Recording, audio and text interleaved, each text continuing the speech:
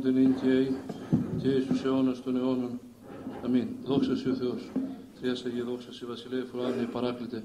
Το πνεύμα της ελευθερίας σου πανταχού παρόν και τα πάντα πληρών. Ο θησαυρός των αγαθών και η ζωής χορηγός, ελθέ και σκήνωσον εν ημίν και καθάρισον ημάς ο πάσης ηλίδος και σώσον αγαθέτας ψυχάς ημών. Η Παρθένος ημερών των προαιώνιων λόγων εσπηρέω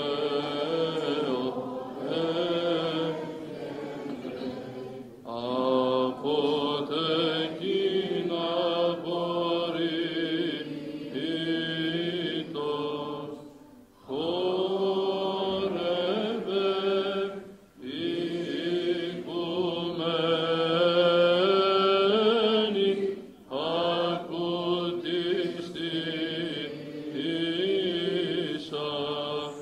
δόξασον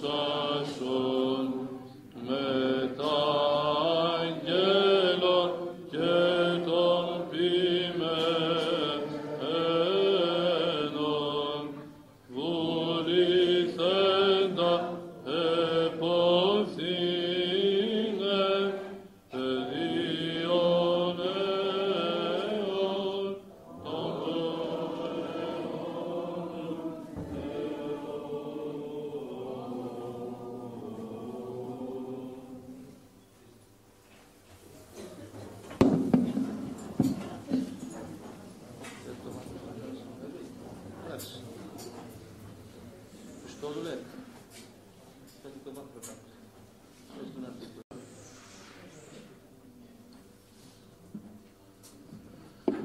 Έχουμε την ιδιαίτερη χαρά και ευλογία να είναι κοντά μας ο Πανοσιολογιώτος Αρχιμανδρίτης Πατής Σαράντος, πνευματικός μας πατέρας και πνευματικός πατέρας εκατοντάδων ψυχών,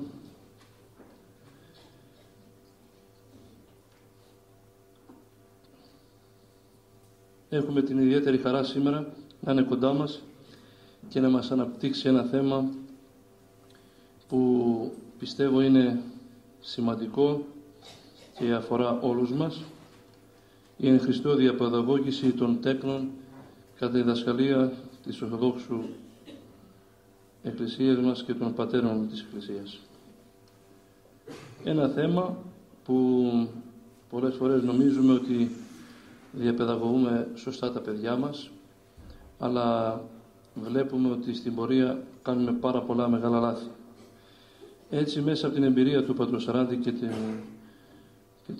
τη δασκαλία των πατέρων θα μας παρουσιάσει το θέμα, θα μας το αναλύσει και θα μας βοηθήσει να δούμε λάθη μας, αλλά και να ανοίξει δρόμους και ορίζοντες, ώστε όσο το δυνατόν να γίνουμε καλύτεροι γονείς, να χειριζόμαστε καλύτερα τα πράγματα και να μπορέσουμε να διαπαιδαγωγήσουμε σωστά τα παιδιά μας με φόβο και νοθεσία Κυρίου. Καλωσορίζουμε τον πατέρα Σαράντη, τον παρακαλούμε να έρθει στο βήμα, να λάβει το λόγο, να αναπτύξει το θέμα το σημερινό.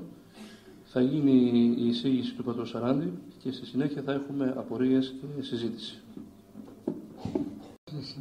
Να είμαι κοντά σας. Αμέσως θέλω να μπω στο θέμα μου και να πω αυτό που λέει ο Γρηγόριος ο θεολόγος από τη μεγάλη του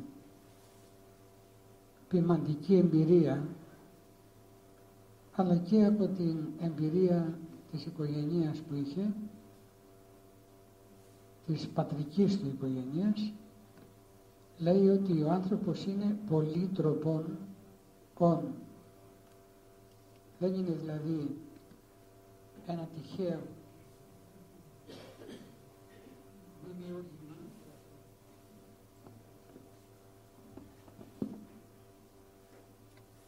αλλά είναι μια προσωπικότητα η οποία έχει πάρα πολλές πλευρές και πολλές διαστάσεις. Αρχίζει η ζωή του από την παρούσα τη στρατευμένη μας Εκκλησία, εφόσον μιλάμε για πιστούς, αλλά και γενικότερα βέβαια, για ανθρώπους και τελικά προορίζεται να φτάσει στην αιωνιότητα. Επομένως το θέμα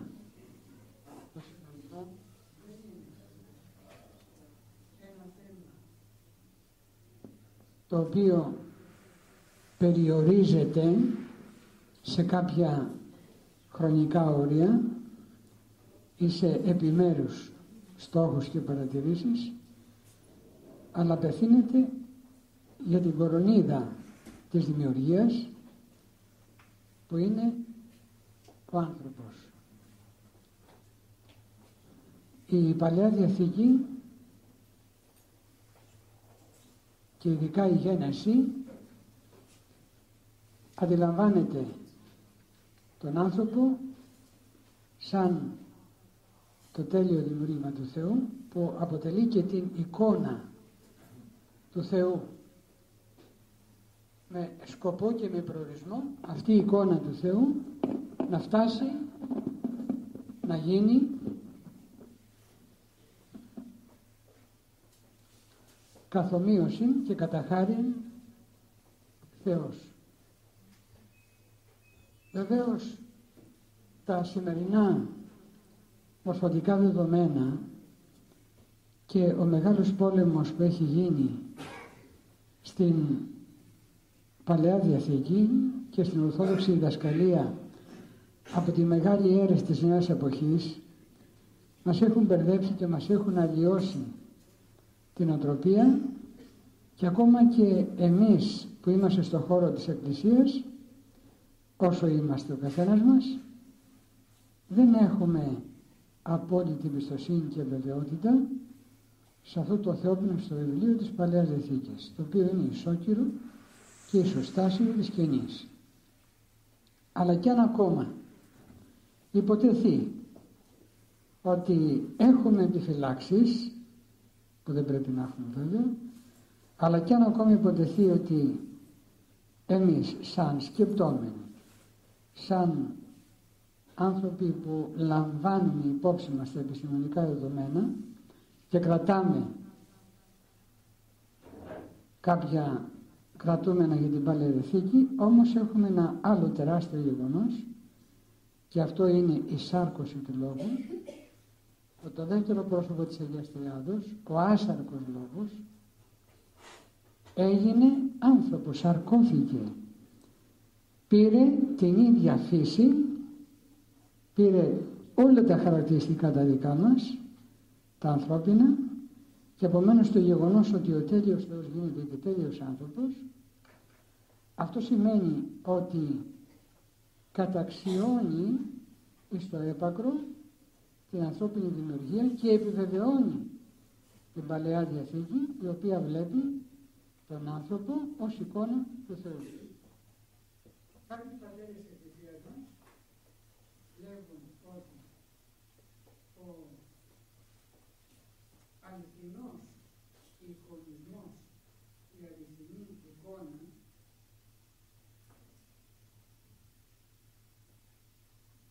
την οποία εικονίζει ο άνθρωπος, η εικόνα του Θεού στον άνθρωπο,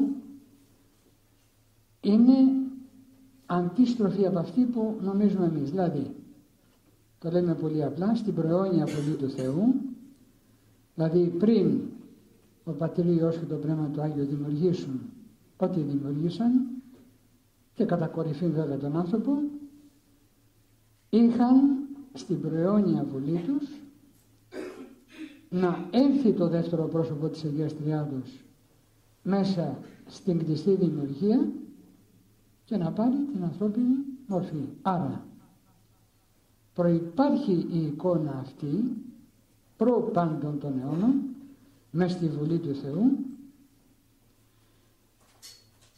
Μεταγενέστερα, το μεταγενέστερα τώρα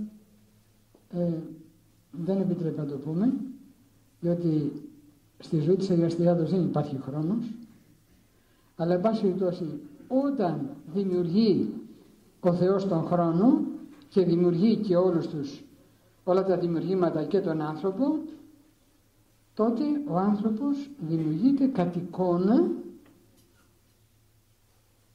εκείνου του δευτέρου προσώπου της Αγίας Τριάδος που είχε αποφασίσει η Αγία Τριάδα να τα δημιουργήσει. Δηλαδή το μεν δεύτερο πρόσωπο της Αγίας Τριάδος που είναι τέλειος Θεός είχε αποφασιστεί να γίνει και τέλειος άνθρωπος. Και με βάση αυτή την εικόνα δημιουργείται πλέον ο άνθρωπος. Μετά από αυτή τη μικρή εισαγωγή που σχετίζεται με την Παλαιά Διαθήκη,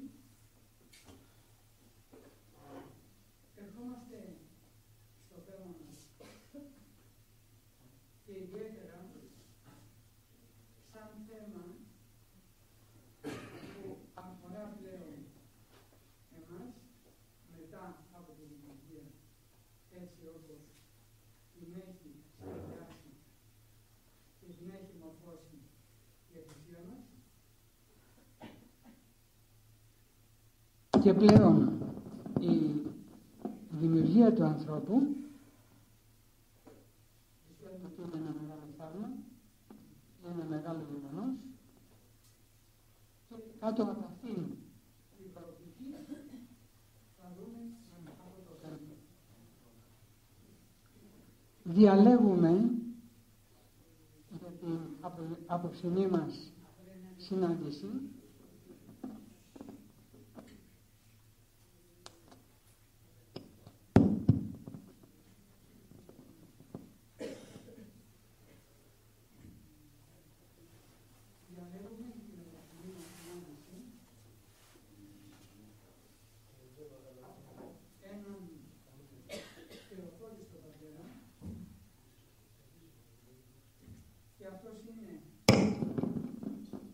ο μεγάλος πατέρας της εποχής μας, ο πατήρ Πορφύριος, ο οποίος συγκεφαλαιώνει την εμπειρία πολλών ή όλων των Αγίων Πατέρων του παρελθόντος και ταυτοχρόνως βέβαια σαν πνευματικός πατέρας που διεικόνησε στο μυστήριο της Ιεράς Εξομολογήσεως και όχι μόνο, επί πολλά χρόνια,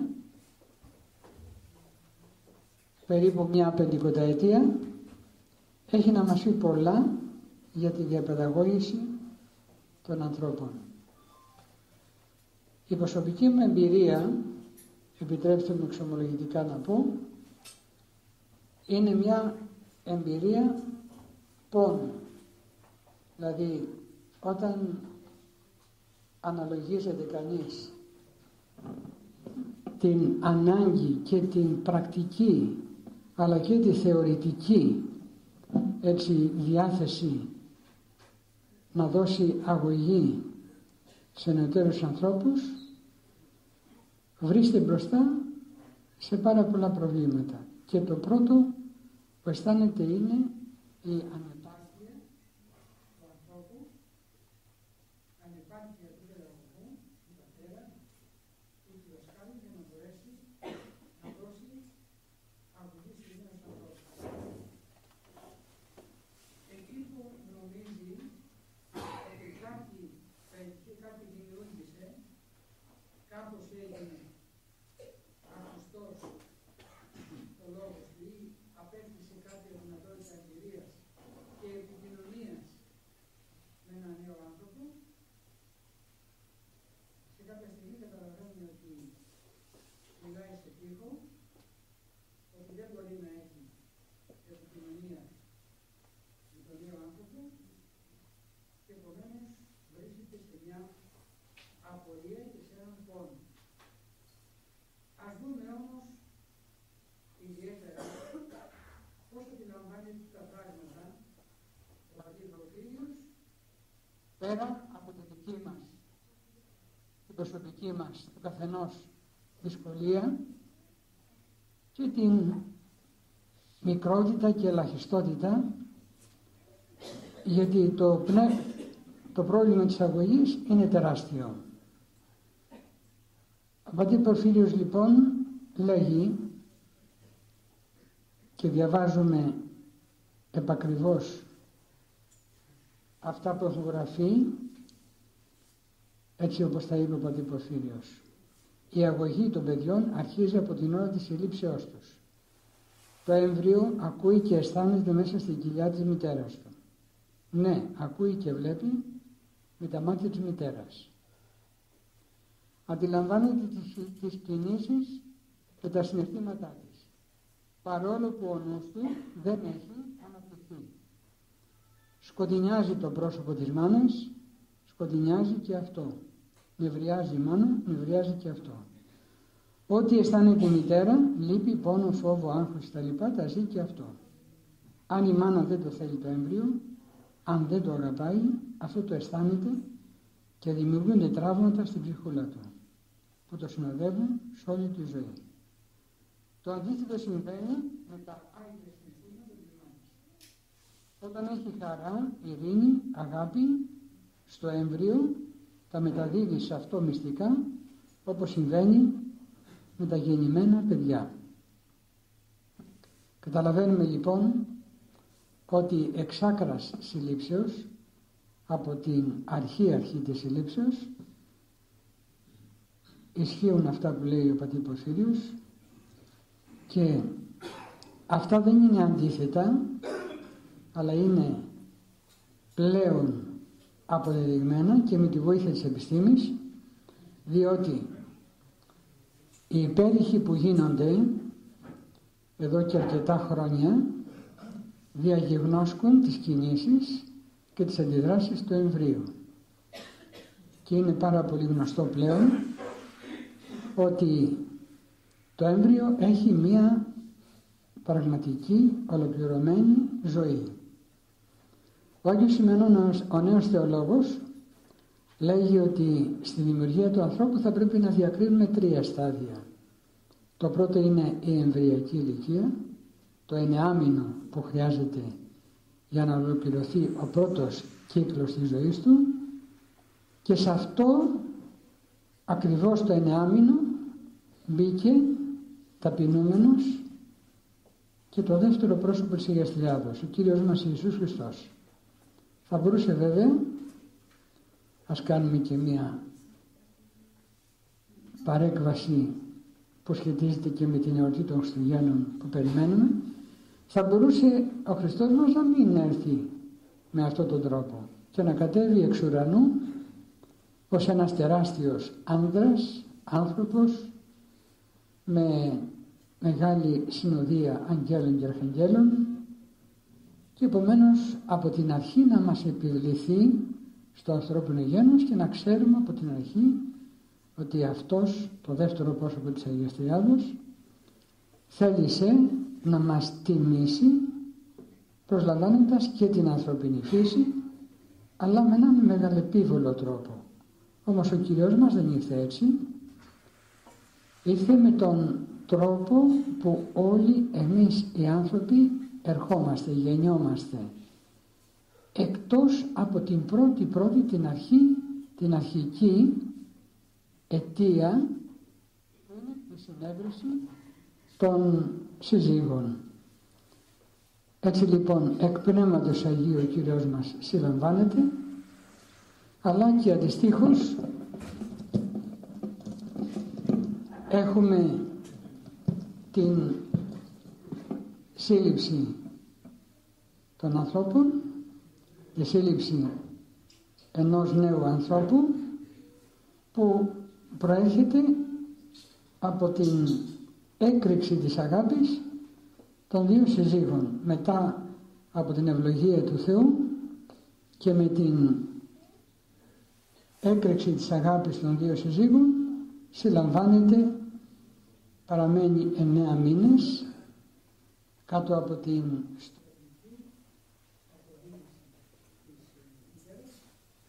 μέσα σε ένα πολύ ζεστό περιβάλλον, στο μυστικό περιβάλλον, και μέσα σε αυτή τη διαδικασία της μυστικής ζωής αναπτύσσεται το δεύτερο χρονικό διάστημα, το δεύτερο στάδιο της ζωής διανύουν επί της γης, της στρατευωμένη μας εκκλησία. Πόσα χρόνια επίσης κρίνει ο Θεός ότι είναι απαραίτητο αυτό το διάστημα για να ολοκληρώσουμε το σκοπό της παράδοσης ζωής. Και το τρίτο διάστημα είναι η ατελεύτητη αιωνιότητα, η οποία είναι προορισμένη και χαρισμένη από τον άνθρωπο επιπλέον προς όλους τους ανθρώπους. Επομένως, θα υπάρχει αιώνια ζωή τόσο για τους ανθρώπους οι οποίοι έζησαν σύμφωνα με το θέλημα του Θεού, αλλά και σύμφωνα επίσης και στους άλλους που δεν έζησαν σύμφωνα με το θέλημα του Θεού, αλλά με διαφορετική πλέον αίσθηση και ποιότητα της αιωνίου ζωής. Η παραμονή μας στην παρούσα ζωή αποτελεί και μία προετοιμασία για την αιώνια και επομένως η ισοδυναμή παρούσα ζωή με την αιώνια, δηλαδή εάν εμείς ζήσουμε 10 χρόνια ή 20 ή 30 ή 40 ή 50 ή και 100 χρόνια, ίσως σπανίως και μερικοί λίγα περισσότερα, αυτά ισοδυναμούν σαν σημασία, σαν αξία με την ατελεύτητη αιωνιότητα που θα ζήσουμε μετά από την παρούσα ζωή, και επομένως η παρούσα ζωή εκτιμάται υπερβαλλόντως. Γι' αυτό και όλοι οι πατέρες της Εκκλησίας μας μιλούν για αυτό το μεγάλο γεγονός της αγωγής, αφενός μεν των νέων, αφετέρου όμως και της αγωγής που η Εκκλησία μας δίνει σε όλους, μας θεωρεί πνευματικά της παιδιά και είμαστε διαβίου μαθητές του Χριστού σε όλη μας τη ζωή. Και επομένως τα πρώτα χρόνια της ηλικίας μας και τα πρώτα χρόνια και της εμβριακής ηλικίας αλλά και της νεανικής ηλικίας είναι τα χρόνια που μπαίνουν οι ρίζες, οι βάσεις για μια ατελεύτητη αιωνιότητα. Συνεχίζει ο πατήρ Πορφύριος και λέει: γι' αυτό πρέπει και η μητέρα να προσεύχεται πολύ κατά την περίοδο της κοίησεως και να αγαπάει το έμβριο, να χαϊδεύει τη γυλιά της, να διαβάζει ψαλμούς, να ψάλει τροπάρια, να ζει ζωή αγία. Αυτό είναι και η δική της ωφέλεια, αλλά κάνει θυσίες και για χάρη του εμβρίου, για να γίνει και το παιδί πιο άγιο, να αποκτήσει από την αρχή άγιες καταβολές. Είδατε πόσο λεπτό πράγμα είναι για τη γυναίκα να κυοφορεί παιδί, πόση ευθύνη και πόση τιμή. Θα σας πω κάτι σχετικό και για άλλα έμψυχα και μη λογικά όντα και θα το καταλάβετε λίγο. Στην Αμερική εφαρμόζουν πειραματικά το εξής: σε 2 ίδιες αίθουσες με ίδιες θερμοκρασίες, ίδιο πότισμα και ίδιο χώμα φυτεύουν λουλούδια. Υπάρχει όμως μια διαφορά. Στη μία αίθουσα βάζουν απαλή και ευχάριστη μουσική.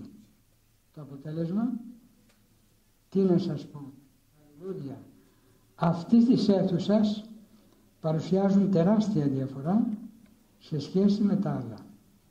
Έχουν άλλη ζωηράδα, το χρώμα τους είναι πιο ωραίο και η ανάπτυξή τους είναι ασύγκριτα μεγαλύτερη. Καταλαβαίνουμε πόση διαφορά υπάρχει ανάμεσα στο λουλούδι και στον άνθρωπο. Αυτή ακριβώς είναι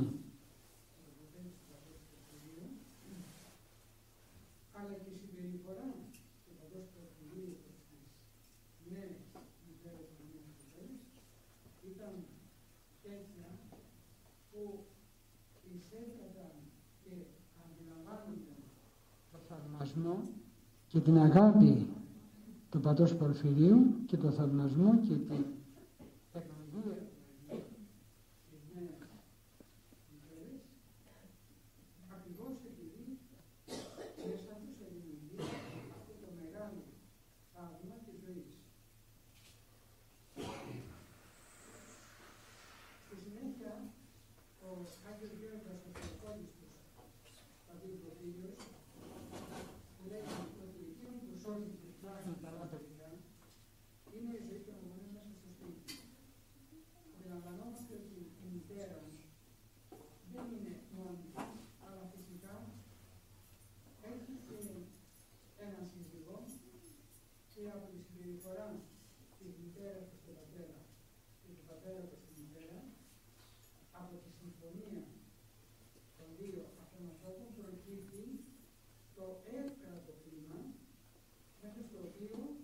και το έμβριο αναπτύσσεται, αλλά στη συνέχεια και μετά την εμβρυακή ηλικία ο νέος άνθρωπος. Εκείνο που σώζει και φτιάχνει καλά παιδιά είναι η ζωή των γονέων στο σπίτι. Οι γονείς πρέπει να δοθούν στην αγάπη του Θεού. Πρέπει να γίνουν άγιοι κοντά στα παιδιά με την πραότητά τους, την υπομονή τους και την αγάπη τους. Βλέπετε πόσο ψηλά ανεβάζει τον πύχη όλης αυτής της δημιουργίας ο πατήρ Πορφύριος, πόσο χαμηλά όμως εμείς βλέπουμε τα πράγματα. Με την σεξουαλική απελευθέρωση πόσο κακό έχουμε κάνει και πόσο κάνουμε στους εαυτούς μας και στα παιδιά μας, πόσο ο άμβονας της νέας εποχής, η τηλεόραση, καταστρέφει συνειδήσεις, καταστρέφει κοπέλες από μικράς ηλικίας, από 14 ετών ή και από πιο μικρά τα παιδιά, εθίζονται σε έναν άλλον τρόπο ζωής, δεν αντιλαμβάνει τι είναι αυτός ο τρόπος της ζωής του νέου ανθρώπου από την εμβρυακή ηλικία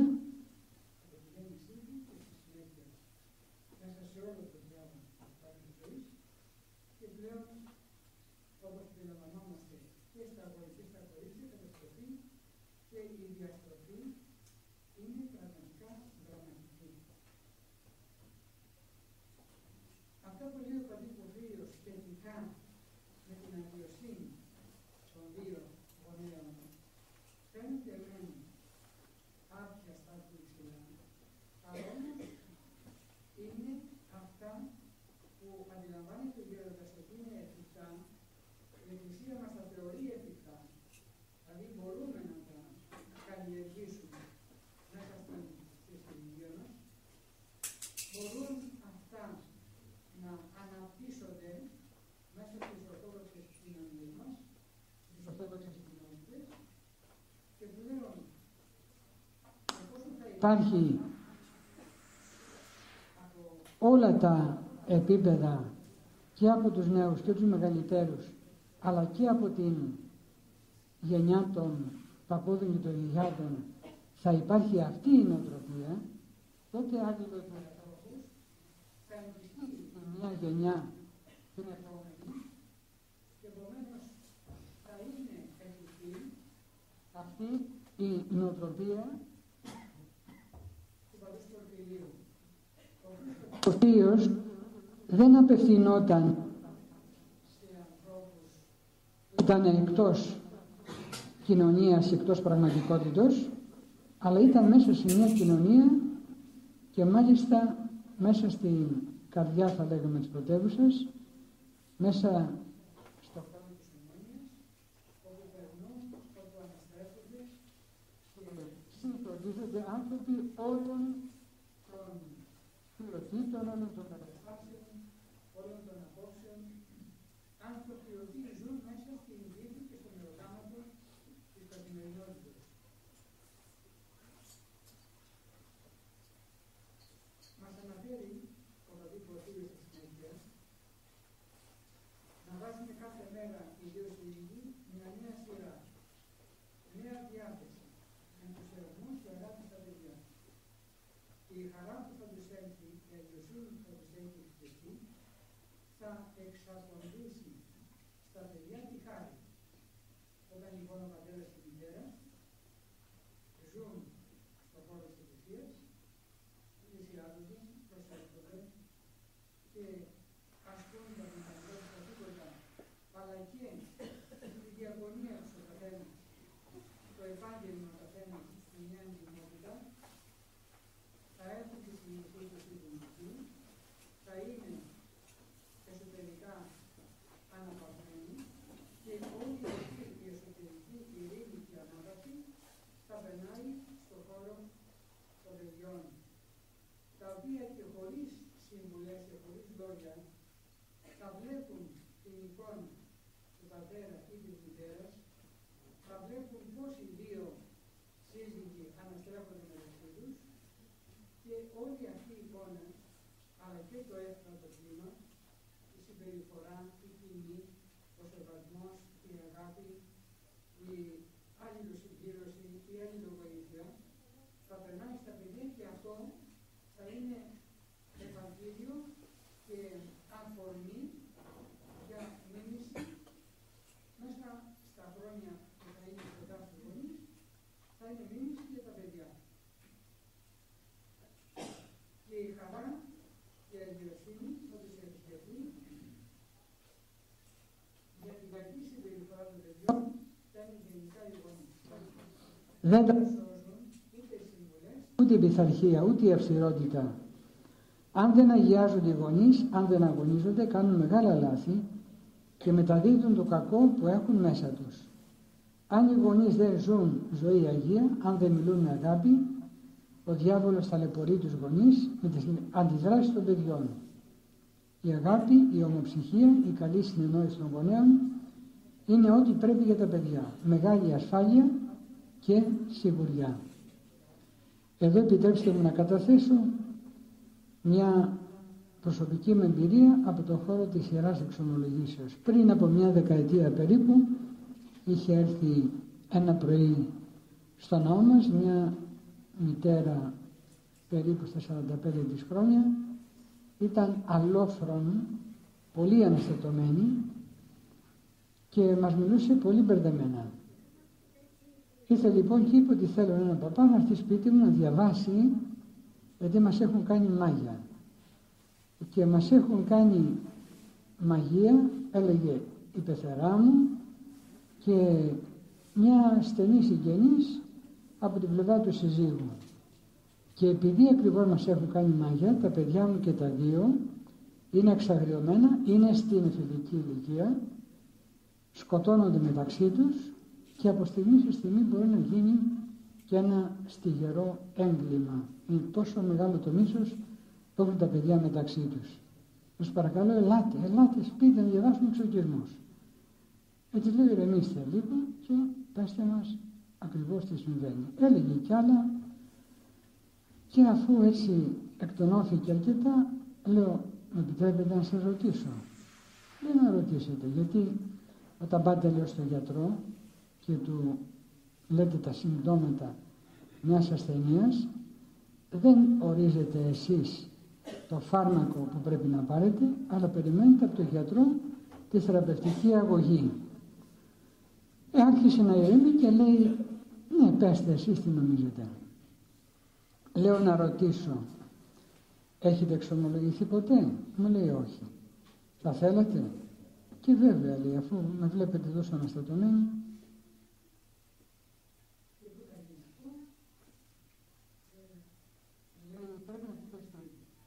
Λέω, θα μπορούμε να μιλήσουμε λίγο εδώ, να πάμε σπίτι.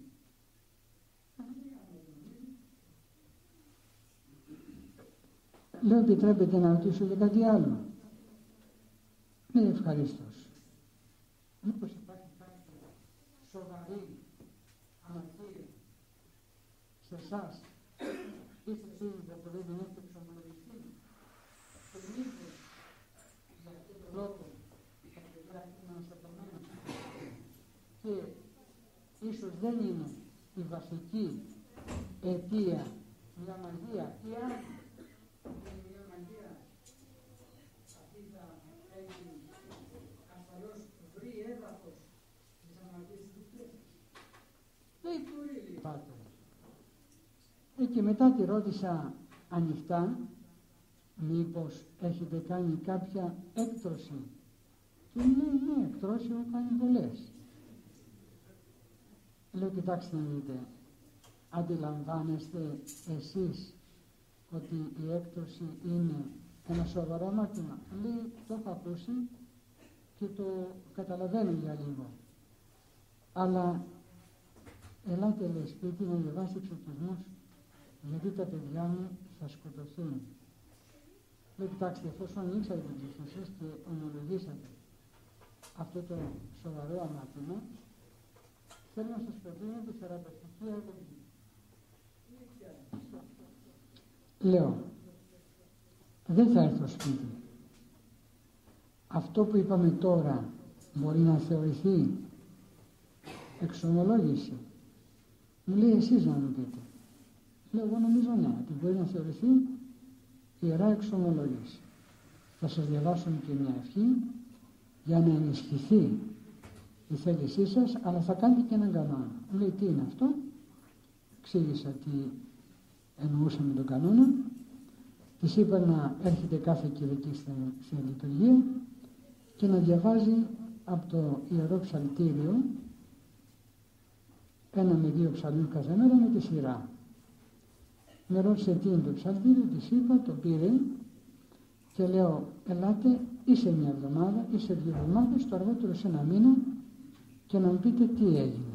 Πραγματικά μετά από 15 μέρες ήρθε και μου είπε έχει αλλάξει το κλίμα στο σπίτι και όλοι μας είμαστε πιο ήρεμοι. Άρα της λέω καταλαβαίνετε ότι η ρίζα του κακού δεν βρίσκεται σε μια πραγματική ή υποτιθέμενη μαγεία, αλλά κυρίως βρίσκεται στο έδαφος που έχουμε παραχωρήσει εμείς, δηλαδή εσείς και ο σύζυγος, εμείς σαν άνθρωποι, και εφόσον παραχωρήσαμε στο διάβολο αυτό το έδαφος, μπορεί από εκεί και πέρα να μας τυραννεί και μας τυραννεί μέσω των παιδιών μας. Εφόσον δηλαδή έγινε αυτή η δολοφονία, θα λέγαμε, παιδιών ανήμπορων μέσα στο χώρο της εμβρυακής ηλικίας, καταλαβαίνουμε ότι τα παιδιά αυτά που γλίτωσαν από ενδεχόμενες εκτρώσεις και ήρθαν στη ζωή δεν μπορούν να επιβιώσουν, δεν μπορούν να παθούν σε μια ταραγμένη συζυγία όπως είναι η δική σας. Τώρα εδώ που είσαστε μιλήσαμε για 10 λεπτά και μεταφέρατε ένα τεράστιο άγχος και μια πολύ μεγάλη στεναχώρια που αντιλαμβάνομαι ότι στο σπίτι θα είναι πολύ μεγαλύτερη και η σχέση με τα παιδιά θα είναι πολύ πιο δύσκολη, με αποτέλεσμα τα 2 παιδιά να μην μπορούν να συνεννοηθούν και να έχουν αυτές τις εσωτερικές τραγικές αναταράξεις. Εφόσον λοιπόν ηρέμησε η οικογένεια, μετά ήρθαν και τα παιδιά, ήρθε και ο σύζυγος και οι άνθρωποι μπήκαν σε μια έτσι, σειρά πνευματικής αγωγής και καθάρσεως και καταλάβανε ότι έστω και εκ των υστέρων, μετά από πολύ τραγικά λάθη και από σοβαρά αμαρτήματα, είναι δυνατόν να αναταχθεί με αυτό το μεγάλο μυστήριο της Ιεράς Εξομολογήσεως που έχει θεσμοθετήσει και έχει χαρίσει σε όλους μας ο Κύριος για να μπορούμε να διορθώνουμε τα σοβαρά λάθη του παρελθόντος. Στη συνέχεια, ο Άγιος Γέροντας ο Πατήρ Πορφύριος λέει τα φερσίματα των παιδιών έχουν άμεση σχέση με την κατάσταση των γονέων. Όταν τα παιδιά πληγώνονται από την κακή μεταξύ των γονέων συμπεριφορά, χάνουν δυνάμεις και διάθεση να προχωρήσουν στην πρόοδο. Κακοκτίζονται και το οικοδόμημα της ψυχής τους κινδυνεύει από στιγμή σε στιγμή να γκρεμιστεί. Να σας πω και 2 παραδείγματα. Είχαν έλθει 2 κοπελίτσες σε μένα και η μία είχε κάτι πολύ άσχημα βιώματα και με ρωτούσαν πού οφείλονται και τους είπα είναι από το σπίτι, από τους γονείς σας. Και όπως την έβλεπα τη μία, λέω εσύ από τη μητέρα σου τα έχεις κληρονομήσει αυτά. Κι όμως λέει οι γονείς μας είναι τόσο τέλειοι άνθρωποι, είναι χριστιανοί, εξομολογούνται, μεταλαμβάνουν, που μπορεί να πει κανείς ζήσαμε μέσα στη θρησκεία. Εκτός αν, λέει η κοπέλα, φταίει η θρησκεία, τους λέω τίποτα δεν πιστεύω από αυτά που μου λέτε. Εγώ ένα μόνο βλέπω, οι γονείς σας δεν τη ζουν τη χαρά του Χριστού. Ζουν τυπικά. Έτσι πηγαίνουν και φεύγουν οι ίδιοι. Πάνω σε αυτό η άλλη είπε, Άκουσε Μαρία, καλά λέει ο παππούλης. Έχει δίκιο. Οι γονείς μας πάνε στο πνευματικό, στην εξομολόγηση, στη Θεία Μετάληψη, ναι, αλλά είχαμε ποτέ ειρήνη στο σπίτι? Ο πατέρας συνεχώς γκρίνιαζε με τη μητέρα μας. Διαρκώς, πότε ο ένας δεν έτρωγε, πότε ο άλλος δεν ήθελε να πάνε μαζί κάπου. Έχει δίκιο λοιπόν ο παππούλης. Πώς το λένε τον πατέρα σου? Και ρωτάω. Μου είπε.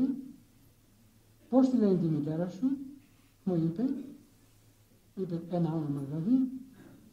Λέω, με τη μητέρα σου δεν τα έχεις καθόλου καλά μέσα σου. Ακούστε με τώρα. Τη στιγμή που μου έλεγαν το όνομα, έβλεπα τον πατέρα, έβλεπα την ψυχή του. Ο Άγιος Γέροντας ήταν Θεοφόριστος, έτσι δεν είναι? Και έβλεπε τα πάντα. Έβλεπα τη μητέρα πώς κοίταζε η κόρη τη μητέρα της. Κάποια άλλη μέρα ήρθε μια μητέρα με τη μια της κόρη και με επισκέφθηκαν. Ήταν στεναχωρημένη, έκλαιγε με λυγμούς. Ένιωθε πολύ δυστυχισμένη. Τι έχεις? Τη ρωτάω. Είμαι απελπισμένη με τη μεγάλη μου κόρη, η οποία έδιωξε τον άντρα της από το σπίτι και μας παραπλανούσε λέγοντας πολλά ψέματα. Τι ψέματα? της λέω. Έδιωξε προπολού τον άντρα της από το σπίτι και δεν μας είπε τίποτα. Την ερωτούσαμε από τηλεφώνου τι κάνει ο Στέλιος. Καλά μας απαντούσε. Αυτή τη στιγμή πήγε να πάρει εφημερίδα. Κάθε φορά βρίσκει κάποια πρόφαση ώστε να μην υποψιαστούμε τίποτα. Αυτό κράτησε 2 χρόνια. Μας το έκπληξε που τον είχε διώξει. Προημερών το μάθαμε από τον ίδιο. Τυχαία τον συναντήσαμε. Της λέω λοιπόν, εσύ φταίς, εσύ και ο άνδρας σου, και πιο πολύ εσύ. Εγώ που αγαπούσα τόσο τα παιδιά μου, που δεν έβγαινα από την κουζίνα, που δεν είχα προσωπική ζωή, που τα οδηγούσα στους θεός και στην εκκλησία, που τα συμβούλευα στο καλό, πώς φταίω εγώ? Απευθύνθηκα στην άλλη κόρη που ήταν παρούσα. Εσύ τι λες? Ναι μαμά, έχει δίκιο ο παππούλης. Ποτέ δεν φάγαμε γλυκό ψωμί από τα μαλώματα που κάνατε μια ζωή με τον μπαμπά. Βλέπεις που έχω δίκιο? Εσείς φταίτε, εσείς τα τραυματίζετε τα παιδιά.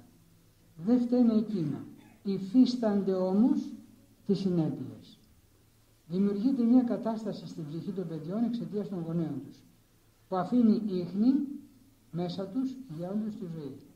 Η συμπεριφορά τους στη συνέχεια της ζωής τους, η σχέση με τους άλλους, έχουν άμεση εξάρτηση από τα βιώματα που φέρνουν από τα παιδικά τους χρόνια.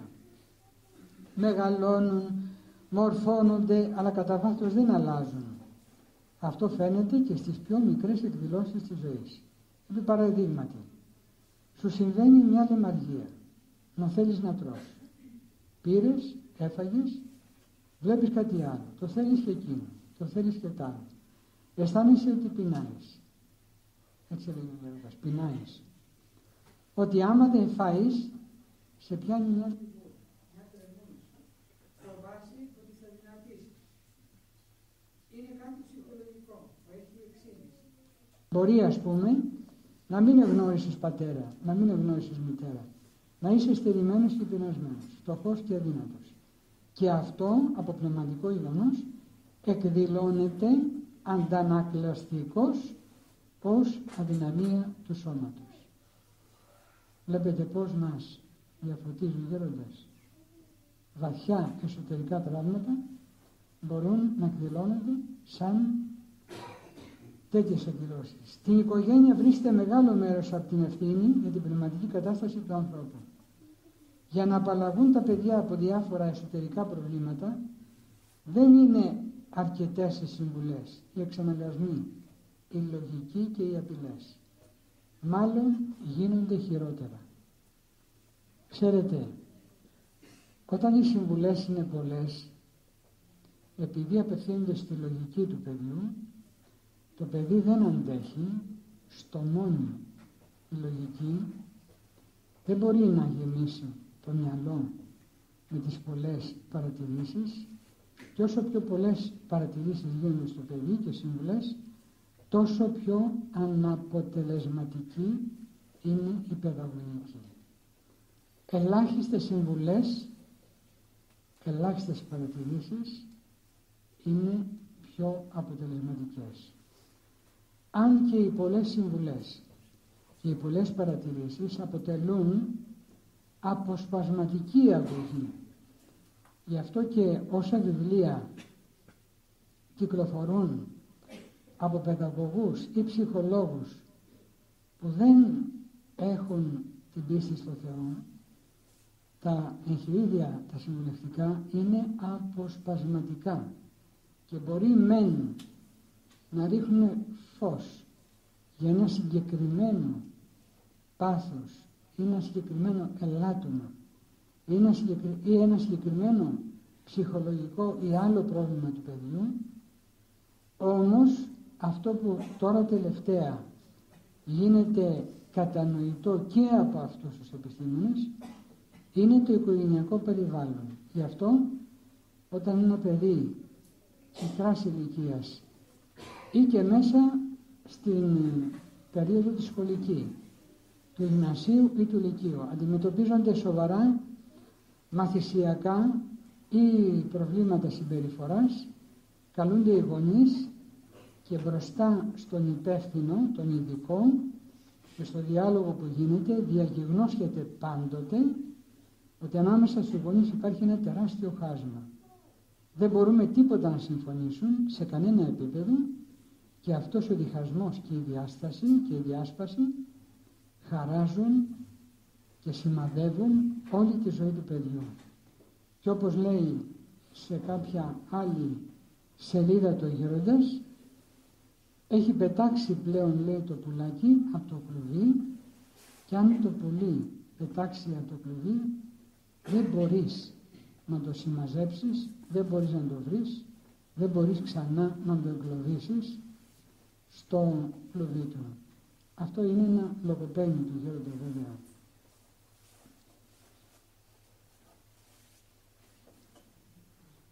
Όσα έχουν καταγραφεί σε αυτό το υπέροχο βιβλίο που κυκλοφορεί «Βίος και λόγοι Γέροντος Πορφυρίου» είναι αποτελέσματα και των πολλών εμπειριών και των πολλών περιστατικών, αλλά κυρίως της αμέσου οπτικής και εμπειρίας που είχε ο Άγιος Γέροντας. Λέει σε κάποια άλλη σελίδα, η θρησκεία μας δεν θέλει αυτόν τον τρόπο δηλαδή της αυστηρότητος. Αντίθετα θέλει τα παιδιά από μικρά να μαθαίνουν την αλήθεια του Χριστού, που τονίζει ότι άμα επενείς έναν άνθρωπο τον κάνεις εγωιστή. Ο εγωιστής είναι ο μπερδεμένος, ο οδηγούμενος υπό του διαβόλου και του κακού πνεύματος. Έτσι μεγαλώνοντας μέσα στον εγωισμό, η πρώτη του δουλειά είναι να αρνείται το Θεό και να είναι ένας εγωιστής απροσάρμοστος μέσα στην κοινωνία. Αυτά τα λέει ο Γέροντας, επειδή από πολύ μικρά τα παιδάκια μας τα μαθαίνουμε με τον έπαινο, να τα επενούμε και να τους λέμε ένα μπράβο. Βεβαίως, όταν αυτό το μπράβο είναι σπάνιο, θα μπορούν τα παιδιά να αξιολογήσουν, εσωτερικά δηλαδή, να αξιολογήσουν ποια είναι η καλή πράξη, η σημαντική, η πάρα πολύ σημαντική, ποια είναι η επιτυχία, η σημαντική που τα έκανε να ακούσουν τον έπαινο και τον μπράβο. Ο Γέροντας λέει ότι στο Άγιον Όρος που βρέθηκε από 14 ετών, ήταν παιδάκι, δηλαδή ούτε καν έφηβος, προεφηβική ηλικία, από τους γεροντάδες του δεν είχε ακούσει τον μπράβο, διότι πίστευαν αυτοί οι Άγιοι Πατέρες ότι δεν θα πρέπει να μεγαλώνει το παιδί και να ζυμώνεται με το εγωιστικό φρόνημα. Ούτε βέβαια να το προπυλακεί στο παιδί, αλλά ούτε όμως και να το συνηθίζεις να μεγαλώνει και να ζει πάντοτε με αυτό το όνειρο και με την προοπτική του επένου. Πρέπει να πει την αλήθεια, να τη μάθει ο άνθρωπος. Να πει την αλήθεια στα παιδιά, φυσικά στα επίπεδα αυτά που την αντιλαμβάνονται και στα προβλήματα τα οποία ζουν τα παιδιά. Όταν πεις στον άλλο την αλήθεια, αυτός κατατοπίζεται, προσέχει, ακούει τους άλλους και έτσι λοιπόν εγκρατεύεται. Έτσι και στο παιδί θα πεις την αλήθεια και θα τον μαλώσεις απαθώς, χωρίς δηλαδή κακία, για να κατατοπιστεί ότι αυτό που κάνει δεν είναι καλό. Τι λέει ο σοφός Σολομών? Ως φίδι της βακτηρίας μισεί τον ιόν αυτού. Ο δε αγαπών επιμελώς παιδεύει. Όχι όμως να το δέρνεις με τη μαγκούρα. Τότε φεύγουμε από τα όρια και γίνεται το αντίθετο. Παραδείγματος χάρη, τα παιδιά έχουν σε κάποια ηλικία, έτσι πρώιμοι, από 3 ετών έχουν αυτονομηθεί, αισθάνονται ότι ελέγχουν όλες τις λειτουργίες του σώματός τους, καταλαβαίνουν ότι μπορούν να φάνε μόνα τους, να αυτοεξυπηρετηθούν και αρχίζει πλέον να ισχυροποιείται το εγώ και το θέλημα του παιδιού, και όταν το παιδί μείνει απαιδαγωγήτο, τότε μεγαλώνει και το πείσμα, δηλαδή ο εγωισμός. Όταν θέλουμε να παιδαγωγήσουμε το παιδί, δεν θα χρησιμοποιήσουμε και εμείς στο πείσμα του το αντίθετο πείσμα, την αντίθετη πίεση σε αυτή που υποβάλλει εμάς το παιδί, αλλά θα το αφήσουμε να ηρεμήσει και κάποια στιγμή θα του πούμε: εσύ τώρα τι λες, πώς βλέπεις τον εαυτό σου, συμπεριφέρθηκε σωστά, είναι σωστή αυτή η συμπεριφορά προς τον μπαμπά ή προς τη μαμά ή προς τον παππού ή προς τη γιαγιά ή προς τον δάσκαλο ή προς ένα άλλο αδελφάκι, ένα ξαδελφάκι, ένα άλλο παιδί, και να το αφήσουμε λίγο να προβληματιστεί μόνο του. Και θα πούμε ότι επειδή σου έχουμε κάνει και άλλες παρατηρήσεις και είδαμε ότι δεν κατάφερες να διορθωθείς, εσύ αν ήσουν στη θέση μου τι τιμωρία θα έβαζες.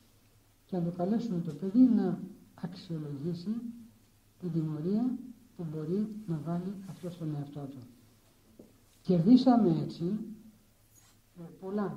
Δηλαδή εκτονώθηκε πλέον μια αντίδραση στο παιδί, έφυγε το πείσμα και αρχίζει, χωρίς να κατατρώει τον εαυτό του, αρχίζει να αξιολογεί την συγκεκριμένη πράξη του. Και όταν το παιδί ζητήσει κάποια συγκεκριμένη τιμωρία, μπορούμε να του πούμε: ναι, μπορεί αυτό καταρχήν να γίνει, αλλά πρόσεξε μια επόμενη φορά πώς θα συμπεριφερθείς ώστε να μην χρειάζεται πλέον τιμωρία, αλλά να είσαι κυρίως, να είσαι επαρκής του εαυτού σου.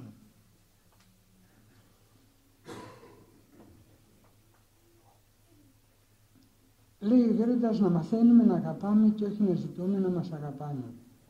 Να αγαπάμε όλους και να κάνουμε θυσίες όσο μπορούμε μεγάλες για όλους τους εν Χριστώ αδελφούς ανιδιοτελώς, χωρίς να περιμένουμε επένους και αγάπη από αυτούς.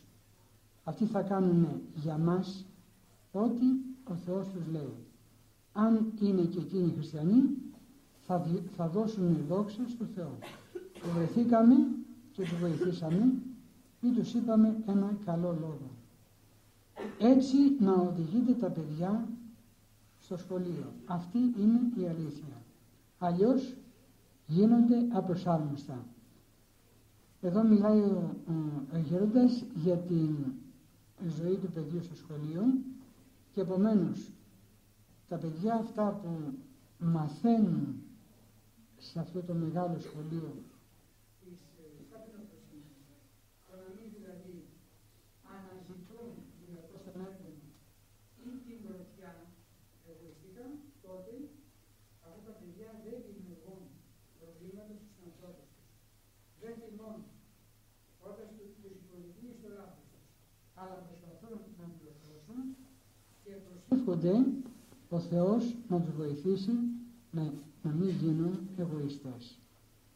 Κι όμως αυτό είναι το σωστό, το ταπεινό, το ακρεφνές.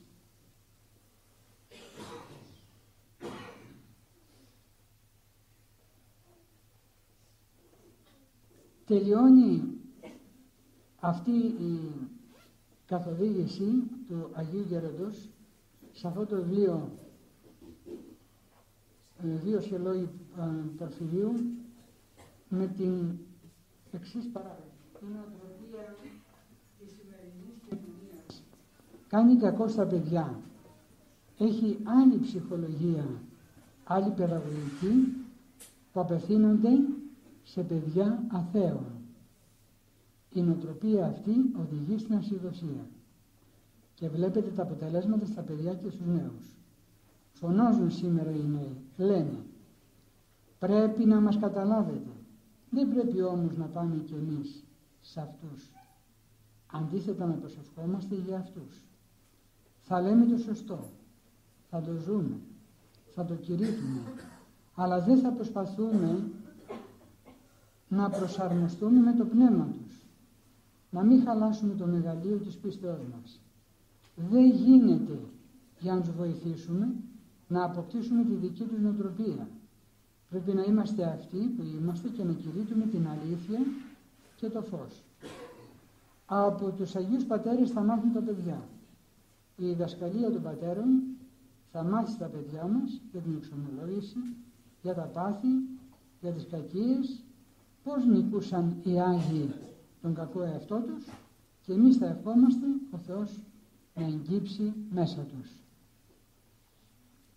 Βέβαια αυτά που λέει ο Γέροντας είναι Άγια, αλλά εμείς τα καταλαβαίνουμε λιγότερο γιατί η τηλεόραση, ο άμβονας της νέας εποχής μας λέει τα ακριβώς και μάλιστα υπάρχουν εκπομπές μεσημεριανές που παρουσιάζουν παιδιά 13 ετών, εφήβους αγόρια και κορίτσια, να συμπεριφέρονται με έναν τρόπο τελείως αλαζονικό, αυτόνομο, να δουλεύουν κυριολεκτικά στα πάθη, οι γονείς να είναι απόντες, δηλαδή να συνειδητοποιούν, να συμμερίζονται τις μεταπτωτικές ανάγκες των παιδιών, να τους δίνουν χρήματα, να τα αφήνουν ελεύθερα, τελείως ελεύθερα, ασίδωτα, και έτσι τα παιδιά να μπερδεύονται σε πολύ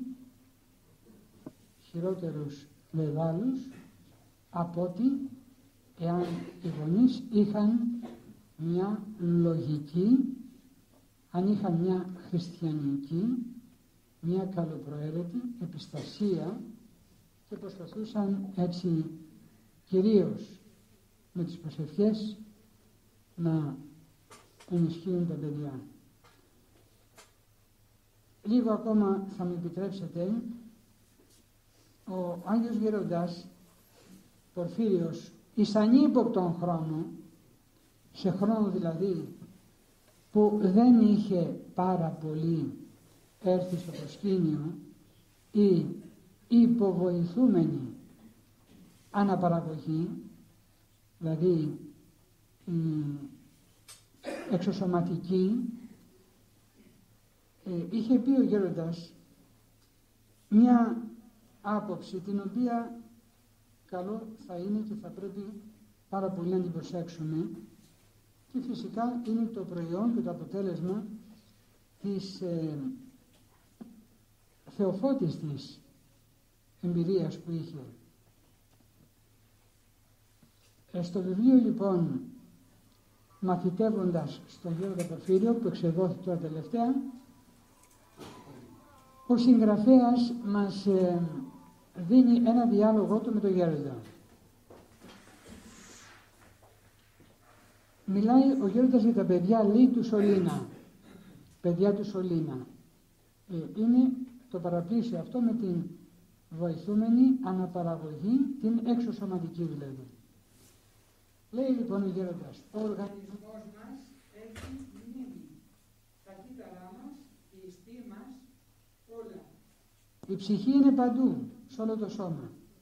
Αν κόψεις ένα κομματάκι δάκτυλο και το πετάξεις, πετάς και λίγη ψυχή. Ρωτάει κάποιος, πετάς και λίγη ψυχή? Ρωτάνε τον γέροντα μετά από αυτό που είπε. Όχι, αλλά ωστόσο και στην άκρη του δακτύλου σου έχεις ψυχή. Γι' αυτό ο Άγιος Νικόδημος Αγιορείτης λέει ότι αν υπάρξει μια βλάβη σε ένα σοβαρό όργανο του σώματός μας, η ψυχή συμμαζεύεται στα υπόλοιπα μέλη του σώματος ή ιδιαίτερα, το λέει ο Άγιος Νικόδημος Αγιορείτης, όταν ο εγκέφαλος πάθει μια σοβαρή βλάβη και πλέον ο άνθρωπος δεν μπορεί να σκεφτεί και καταστρέφεται η εγκεφαλική λειτουργία. Οι γιατροί της νέας εποχής, της Μεγάλης Αιρέσεως, λέγουν ότι τότε ο άνθρωπος είναι εγκεφαλικά νεκρός και θα πρέπει ή θα μπορεί μάλλον να του αφαιρεθούν τα όργανα του και να δοθούν σε κάποιον άλλον. Ο Άγιος Νικόδημος Αγιορείτης λοιπόν λέει ότι ο εγκέφαλος, δηλαδή σαν όργανο σωματικό, μπορεί να έχει πάθει βλάβη και ακόμα και να έχει καταστραφεί. Τότε η λειτουργία του εγκεφάλου συμμαζώνεται στην καρδιά και ενώνεται νους και καρδιά. Πράγμα που προσπαθούν οι Αγιορείτες πατέρες με τη συμβολή του Αγίου Γρηγορίου του Παλαμά να το πετύχουν και να είναι ενωμένος ο άνθρωπος, νους και ψυχή, σαν μια ενότητα.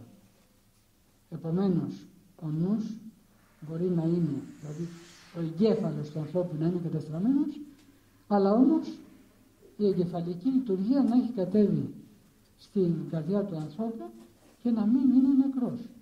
Άλλωστε, αυτό το υποστηρίζουν και επιστήμονες που αντιστοίχως φρονούν τα αντίθετα. Ποια είναι τα αντίθετα? Που λέγουν ότι θάνατος θεωρείται η πάυση της καρδιάς και αυτό είναι μια πανανθρώπινη άποψη και εμπειρία. Συνεχίζει λοιπόν ο γέροντας εδώ και λέει: ήρθαν οι γυναικολόγοι και μου είπαν πως θα αρχίσουν πειράματα και αυτοί για το παιδί του Σωλήνα. Τους είπα να μην το κάνουν αυτό, είναι πολύ κακό. Η γονιμοποίηση είναι μυστήριο. Όλα τα μέλη της ύπαρξης του ανθρώπου λαμβάνουν μέρος στη συνουσία. Έχει σημασία αυτό. Τι παιδί θα βγει? Εξαρτάται από την δική διάθεση των δύο, από την αγάπη τους. Αυτά επιδρούν στα νευρικά κύτταρα, στην κατάσταση των οργάνων, στο σπέρμα, στο ωράριο, στο άριο, στη σύλληψη. Εγώ τους το είπα.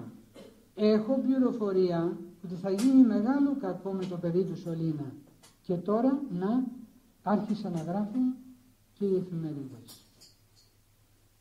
Φανταστείτε λοιπόν ο γέροντας με την θεοφώτιστη έτσι εμπειρία του πόσα πράγματα έβλεπε και επομένως ήδη από την άκρα σύλληψη του ανθρώπου μπαίνουν ρίζες, μπαίνουν οι βάσεις για την αιώνια ζωή ενός ανθρώπου.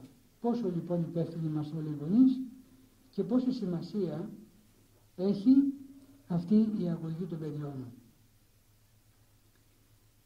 Επιτρέψτε μου κάτι ακόμα να συνεχίσω να διαβάσω από τον γέροντα, διότι οι δικές μας οι ανθρώπινες φτωχές εμπειρίες είναι ανυπαρκείς και επομένως ένας τέτοιος Άγιος εποχής μας θα πρέπει να γίνει πάρα πολύ γνωστός και σας παρακαλώ να πάρετε τα βιβλία αυτά που κυκλοφορούν για την προσωπικότητα αυτή, την σπάνια προσωπικότητα του πατρός Πορφυρίου. Λέγεται ότι ένας στα 100 ή στα 200 χρόνια Άγιος έχει τόσο μεγάλη γνώση και εμπειρία σαν αυτή που είχε ο πατήρ Πορφύριος. Και επομένως αυτός ο τεραστίου βελληνικούς και τεραστίας γνώσεως Άγιος δεν θα πρέπει για μας να είναι άγνωστος.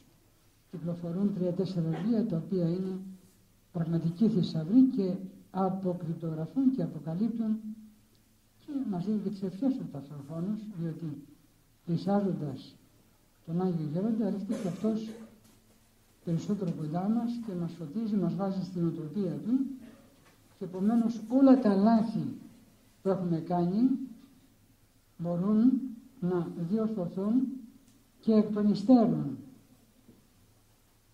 Θέλω να συγκρατήσετε αυτό που θα πω τώρα. Να μην το ξεχάσετε. Η ειδοποιώς διαφορά της χριστιανικής αγωγής από την κοσμική αγωγή είναι η Θεία Χάρις. Δηλαδή, κάναμε λάθη μέχρι τώρα. Ναι, έχουμε κάνει πολλά λάθη. Εάν κάποιος γονέας ισχυριστεί ότι δεν έχει κάνει λάθη στην αγωγή του παιδιού του, έχει κάνει το μεγαλύτερο λάθος. Δηλαδή δεν καταλαβαίνει τίποτα. Λοιπόν, μέχρι τώρα έχουμε κάνει 1, 2, 3, 5, 10, 100 σοβαρά λάθη. Και τα παιδιά μας έχουν ταλαιπωρηθεί από τα λάθη δικά μας. Αλλά και από τις δικές τους ευθύνες.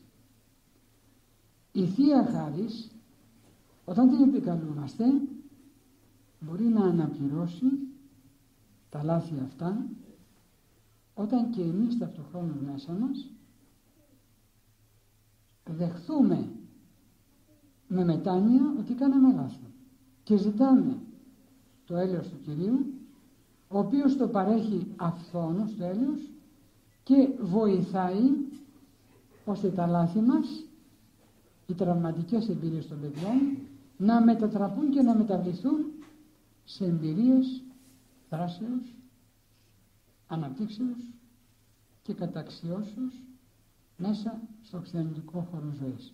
Πόσα παιδιά μετά από μια ταλαιπωρία, και έχουμε εμπειρία και εμείς, και εσείς τα έχετε βέβαια, από την Ιερά Ξενολόγηση, πόσα παιδιά δεν έχουν κάνει στροφή και δεν έχουν αλλάξει τρόπο ζωής, ακριβώς επειδή ένας παππούς, μια γιαγιά, ένας πατέρας ή μια μητέρα προσεύχονται για το παιδί το οποίο παραστράτησε και εκ των ευθυνών των γονέων, και κάποια στιγμή όταν οι γονείς θρηνούν και οδύρονται, μετανοούν και προσεύχονται, τα παιδιά αλλάζουν και ισχύει αυτό που λέει ο Γέροντας, γίνετε εσείς Άγιοι γονείς για να γίνουν τα παιδιά σας Άγια. Ιδιαίτερα λέει ο Γέροντας ότι η προσευχή τη νύχτα, όπως κάνει οι μοναχοί και ξυπνάνε στην Αριζόνα, ο Άγιος Γέροντας, πατήρ Εφραίμ, έχει το πρόγραμμα να σηκώνονται όλοι οι μοναχοί στις 1:30 το μεσημέρι και να αρχίζουν οι προσευχές, το νοσηλευτικό, καλόφθος και λειτουργία από αυτή την ώρα, 1:30.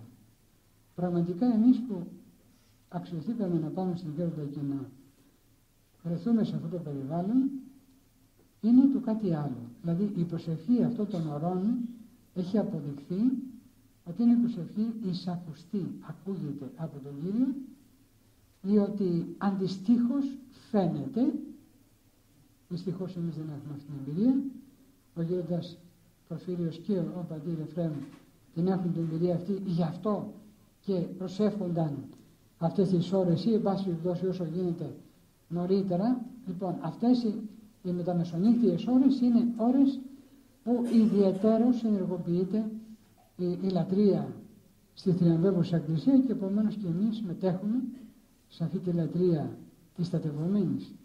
Η στατευωμένη Εκκλησία με τη θριαμβεύουσα και επομένως οι προσευχές μας καταξιώνονται και από τις προσευχές της θριαμβεύουσας Εκκλησίας και τα παιδιά μας αναπνέουν μετά από τον ασφυκτικό τρόπο αγωγής που τους έχουμε επιβάλει ή από τα λάθη που έχουμε εμείς φορτώσει τα παιδιά μας ή από τα τραύματα που τα έχουμε φορτώσει, τα παιδιά μας αναπνέουν και καλύτερα Ένας Άγιος, ο πατέρας του Αγίου Λεωνίδη,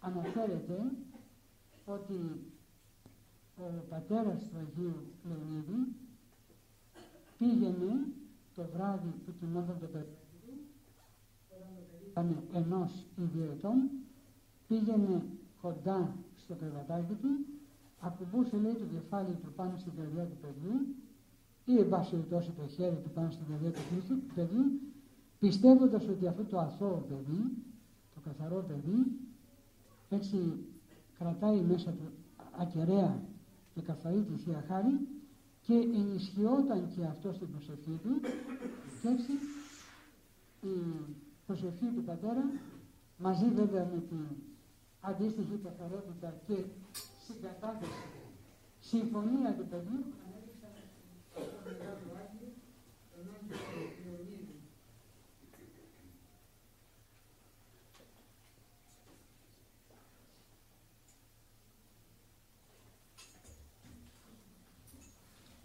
Κοιτάζω το τελευταίο βιβλίο για 5 λεπτά μόνο, το βιβλίο που είναι το Ανθολόγιο Συμβουλών. Μέσα σε αυτό άνθρωποι οι οποίοι γνώρισαν τον Άγιο Γέροντα πάλι μεταφέρουν την εμπειρία τους από τις συμβουλές. Γονάτιζε, λέει, στο Θεό και για τη χάρη του στο Θεού τα λόγια σου θα μεταβιβάζονται στο παιδί σου. Γι' αυτό το καταπληκτικό που έλεγε ο Άγιος Γέροντας και που το έκαναν όλοι οι Άγιοι και η μητέρα του Αγίου Αυγουστίνου ήταν ότι αυτό που ήθελε σαν μητέρα να πετύχει ήταν η σωτηρία του παιδιού της, απευθυνόταν στον Κύριο και του έλεγε αυτό τον πόνο της, το μεγάλο πόνο της, και αυτός ο πόνος, γιατί έβλεπε το παιδί της να φύρεται μέσα στην αίρεση, ήταν αιρετικός, και μέσα στην ανηθικότητα, ήταν πολύ ανηθικός ο πρώην Αυγουστίνος, ο Άγιος Αυγουστίνος. Αυτόν τον πόνο της τον μετέφερε ως προσευχή στον θρόνο του Θεού και επομένως προσευχή και πόνος μητρικός μετεβλήθησαν σε αυτό το θαύμα της μεταστροφής του μεγάλου αυτοπατρός του Αγίου Αυγουστίνου. Και αυτό δεν είναι η μοναδική εμπειρία της Εκκλησίας, αλλά θα λέγαμε η εκατομμυριωστή εμπειρία.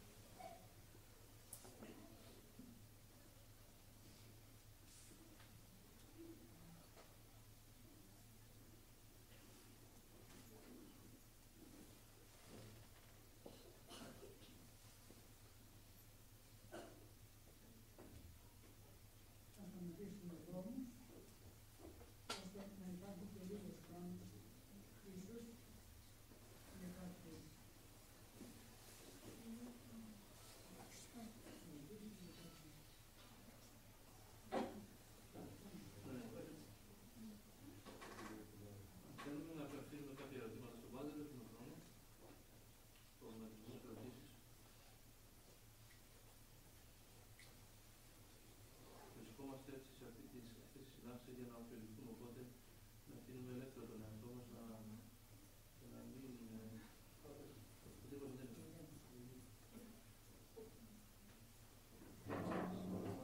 Συμβουλές σας όσον αφορά κάποιες μητέρες που έρχονται στην εκκλησία σε πατέρες και ρωτάμε ότι το βράδυ τα παιδιά τους δεν κοιμούνται, φωνάζουν, οδειάζουν. Τι να κάνουν αυτές οι μητέρες και οι γονείς πάνω σε αυτό το θέμα? Ασφαλώς το αποτέλεσμα αυτό είναι προϊόν και εξάρτηση από τα θεάματα που βλέπουν τα παιδιά, και μόνον η τηλεόραση που επί ώρες καρφώνουν τα παιδιά ή τα καρφώνουμε στα παιδιά δημιουργούν μέσα τους ένα πλέγμα εντυπώσεων και καταστάσεων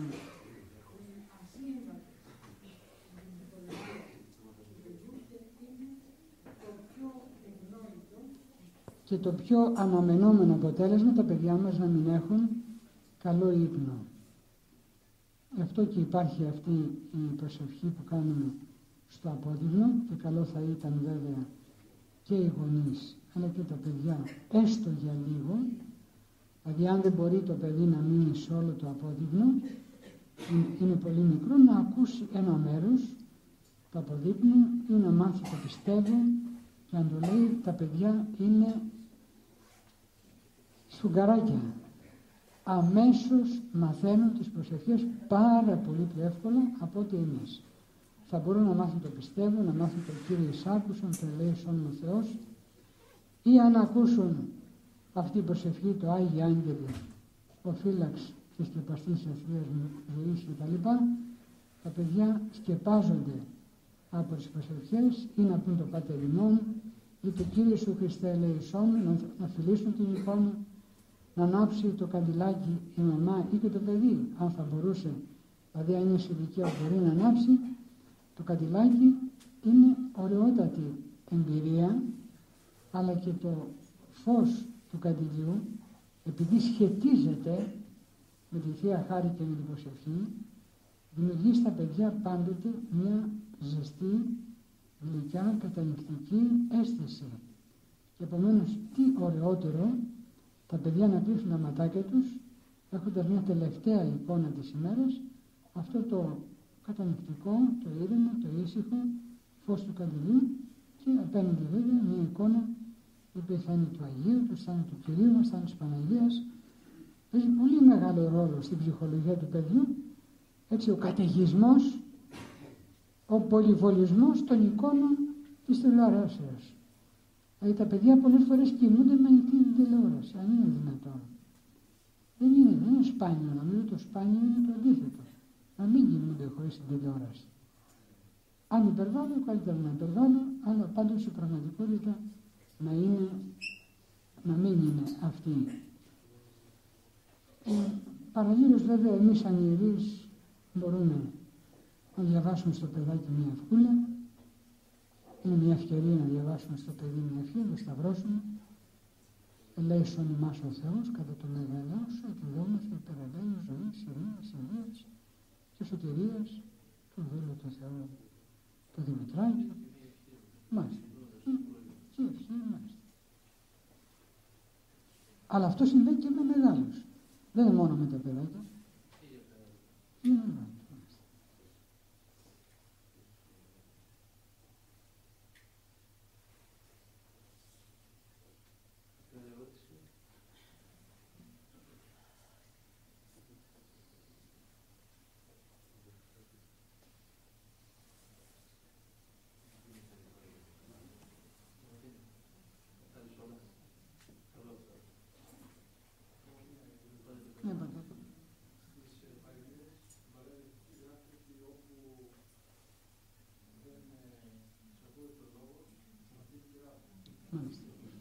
Ναι, το λέει και ο Άγιος Ιωάννης ο Χρυσόστομος αυτό. Λέει σε κάποια ομιλία του, θλάσσον αυτού τα οστά. Σπάστε.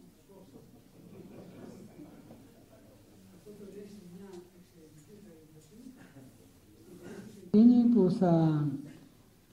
Βέβαια το παιδί δεν μπορεί από μόνο του να φτάσει στη βλαστημία του Χριστού και της Παναγίας, κάπου θα το έχει ακούσει, θα το περιβάλλουν, αλλά εν πάση περιπτώσει λέει σπάσου τα κόκαλα. Αυτό είναι μια σπάνια έτσι συμβουλή του Αγίου Ιωάννου Χρυσόστομου.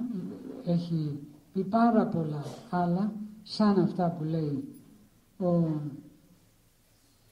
Αγιώντας Πορφύριος και μάλιστα στις παιδαγωγικές ομιλίες του αυτό που προτείνει ο Άγιος Ιωάννης ο Χρυσόστομος είναι ότι εσύ να εξαντλείς όλα τα περιθώρια της προσευχής, δηλαδή να προσεύχεσαι τόσο συγκεκριμένα και με τόση πίστη, σαν να έχει γίνει το θαύμα. Ποιο θαύμα? Ότι το παιδί έχει γίνει καλά, έχει θεραπευτεί, έχει δηλαδή αφήσει τον κακό δρόμο και έχει επιστρέψει στον δρόμο της αγιοσύνης και της υπακοής.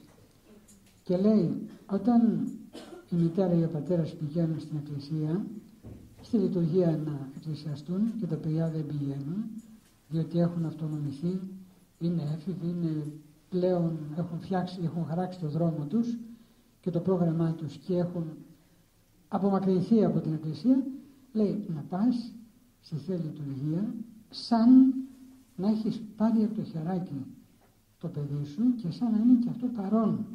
Δηλαδή πνευματικά θεώρησε το παρόντα, το μικρό, το μεγαλύτερο ή το μεγάλο, και εκεί χωρίς υπερβολικό αλλά φυσιολογικό πόνο, γιατί από το δρόμο του Θεού σύνδεσε την προσευχή με τον πόνο που έχεις για τη σωτηρία του και μαζί και την απόλυτη ελπίδα ότι αυτό ήδη έχει γίνει σαν αποτέλεσμα, και ας μην έχει πραγματοποιηθεί ακόμα. Είναι σίγουρο πως θα γίνει, διότι παρόν, παρελθόν και μέλλον στα χέρια του Θεού συνοψίζονται και μπορούν όλα να γίνουν με τη δύναμη και με τη βοήθεια του Θεού. Και βεβαίως αυτό ισχύει για τις μέρες μας, τις δύσκολες μέρες, όπου εκτός από την αγωγή των παιδιών μας έχουμε και τα τεράστια προβλήματα και τις απειλές που εκτοξεύουν οι δίθεν κυβερνήτες μας και οι ντόπιοι και οι ξένοι, και οι απειλές είναι φοβερές και κάθε μέρα η τηλεόραση μας λέει θα έρθει πείνα, θα γίνει αυτό, θα και εμείς θα πρέπει να μείνουμε ακλόνητοι, αταλάντευτοι στην πίστη μας στον Κύριο. Και αν ακόμα χαθούν τα πάντα, και αν δεν έχουμε χρήματα, αν δεν έχουμε φαγητά, αν δεν έχουμε σπίτια, δεν ξέρω, αν ο Κύριος είναι δυνατόν να μας σκεπάζει, και τι λέει στο καταμαθαίο? Κοιτάξτε, λέει, τα πουλάκια. Τα πουλάκια ούτε σπείρουν ούτε θερίζουν, κι όμως πετώντας βρίσκουν την τροφή τους και πετάνε από τη χαρά τους και λαϊδάνε, δοξολογούν τον Θεό, χωρίς να κάνουν αυτά που κάνουν μετά.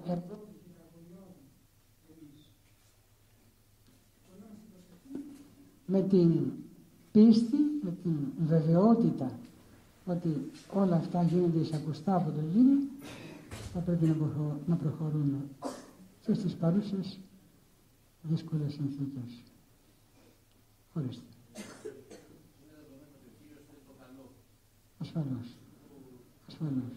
Μάλιστα.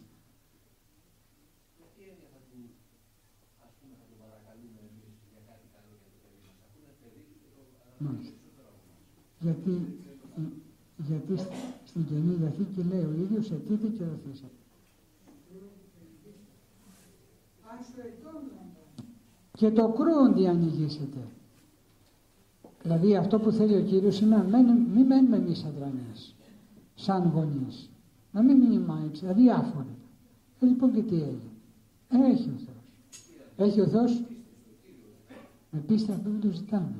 Και λέει ο Χρυσόστομος, ξέρεις τι θα γίνει, λέει? Κι αν ακόμα υποτεθεί ότι δεν πήρες το αποτέλεσμα, όμως το καλό που είχε συμβεί στην ψυχή σου είναι ασύλληπτο. Έχεις μάθει να μιλάς και να σου μιλάει ο Κύριος. Να έχεις δηλαδή μια προσωπική επαφή με τον Χριστό. Αυτό είναι μικρό πρόβλημα. Γι' αυτό λέει τείτε και οδηθήσετε, κρούετε και ανοιγήστε. Διότι όλα μέσα στην Εκκλησία μας λειτουργούν θέα ανθρώπινα και θεϊκά και ανθρώπινα. Και ανθρώπινα και θεϊκά. Όχι μόνο θεϊκά. Όχι μόνο ανθρώπινα. ανθρώπινα. Ορίστε. Όταν στην προσπάθεια ο ένας γονιός να χτυπήσει συστηματικά το παιδί του και τον άλλο γονέα, πώς πρέπει να συμπεριφέρει σε αυτή την περίπτωση? Εφόσον ξέρει τι να αποφασίσει και τι να δεχτεί. Τι κάνουμε σε αυτή την περίπτωση? Εφόσον τοποθετείται κυρίως ως θέμα προσευχής, αν ο ένας από των συζύγων πραγματικά πιστεύει στο Χριστό, τότε θα προσεύχεται και για τον σύζυγο, ο οποίος πιθανόν να μην έχει χριστιανική νοοτροπία, αν δεν έχει χριστιανική νοοτροπία, και επομένως θα προσέφερε εκεί για το σύζυγο και το κέρδος θα είναι διπλό, όπως είχαμε στην περίπτωση Αγίων της Εκκλησίας μας. Θα είναι διπλό το αποτέλεσμα, και να βοηθηθεί ο σύζυγος και το παιδί. Αλλά ενδέχεται η εκτίμηση δική μας να είναι μονομερής. Επομένως, εμείς κάνοντας προσευχή και για το σύζυγο και αντιστρόφως, και ο σύζυγος για τη σύζυγό του, αλλά και για το παιδί, δίνουμε τη δυνατότητα στον Κύριο να μας φωτίσει, να μας λιάνει, να μας δώσει διάκριση, ώστε και στο σύζυγο να συμπεριφερόμαστε με τον κατάλληλο τρόπο, ώστε κατά το δυνατόν προϊόν της συμφωνίας μας να έρθει και η βοήθεια στο παιδί. Ορίστε. Μάλιστα. Για το θέμα το οποίο μπήκα λίγο μέσα. Λέει κάποιος χαριτωμένος του φωτογράφος, χωρίς ιδανικά θα λύσουμε. Χωρίς ιδανικά θα λύσουμε. Χωρίς ιδανικά δεν θα λύσουμε. Πώς το κρύβει, ή χωρίς η φράση του φωτογράφου. Να ξαναπείτε παρακαλώ. Χωρίς ιδανικά θα λύσουμε. Αν μας παιδεύει κάθε μέρα και μας παιδεύει το μυαλό μας, έτσι και βάλουμε. Αλλά χωρίς ιδανικά δεν θα λύσουμε.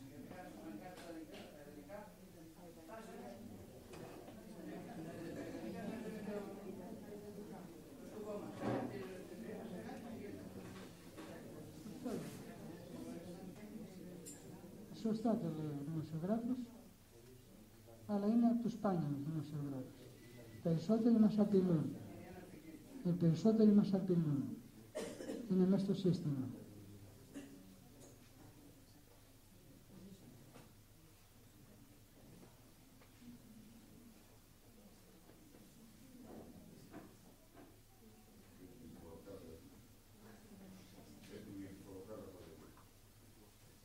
Να την κάνουμε τι, τη φοροκάρτα, τη στιγμή που δεν θα έχουμε χρήματα, τι να την κάνουμε.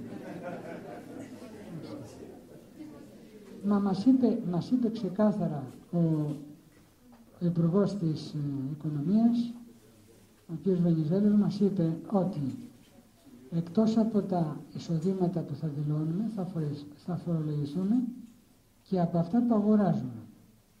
Δηλαδή, σε ποιο κράτος έχει γίνει αυτό, πού έχει γίνει? Αυτό δεν έχει πουθενά. Δηλαδή, μας αποκαλύπτει ο ίδιος ότι θέλουν να σας εξεντώσουν οικονομικά. Θα σας τύψουν σαν λεμονόκουπες. Θα σας πεθάνουμε, γιατί έτσι έχει αποφασίσει αυτό το σύστημα των ξένων, των δανειστών δηλαδή, και εμείς μαζί τους. Θα σας βουτήξουμε όλα τα χρήματα, θα τα αρπάξουμε και εσείς θα πάτε να πεθάνετε. Έτσι δεν λένε? Αυτή είναι η πραγματικότητα. Αλλά εμείς δεν φοβόμαστε, όμως τι να φοβηθούμε. Ορίστε. Θέλω να κάνω μια ερώτηση πάλι στο θέμα της τύπου. Θα είναι πανέμορφο το προηγούμενο θέμα, αλλά θέλω να κάνω μια ερώτηση. Εστερνίζεστε το γεγονός αυτό που βγήκε ο πατήρ Νεκτάριος Αναξιώτης και ανέφερε για το θηρίο με τα 7 κεφάλαια και τα 11 γέρνα και τα λοιπά, που βγήκε και δημόσια στην ομιλία του Λιούπολη, το ξέρω, το γνωρίζετε σίγουρα. Όχι, δεν το γνωρίζω ακριβώς γι' αυτό. Έδειξε για το θηρίο αυτό, το οποίο τα 7 κέρατα είναι οι μεγάλες τέτοιες της ΑΟΣ και στις Κύπρο, μεγάλες οι πετρελαϊκές εγκαταστάσεις. Και τα 11 κέρατα είναι οι τραπεζίτες οι έξτρα, οι οποίοι έχουν έρθει τους ανατολικούς κτλ. Και βλέπουμε οικονομίες όπως της Γερμανίας, της Αμερικής και άλλες πολύ μεγάλες τεράστιες οικονομίες, οι οποίες δεν είχαν ποτέ πρόβλημα και δημιουργούνται προβλήματα που βαφτίζονται από τις μεγάλες εβραϊκές τράπεζες. Πώς είμαστε πολύ κοντά σε αυτά? Μπορεί να είναι έτσι. Αδυνατό όμως δεν έχω τη γνώση αυτή. Ξέρω ότι ο πατήρ Νεκτάριος έχει ερευνήσει πολλά πράγματα. Τα ακούμε αυτά. Δεν μπορώ να μιλήσω με αυθεντικότητα. Να μην σας πω πράγματα τα οποία δεν ξέρω. Ορίστε.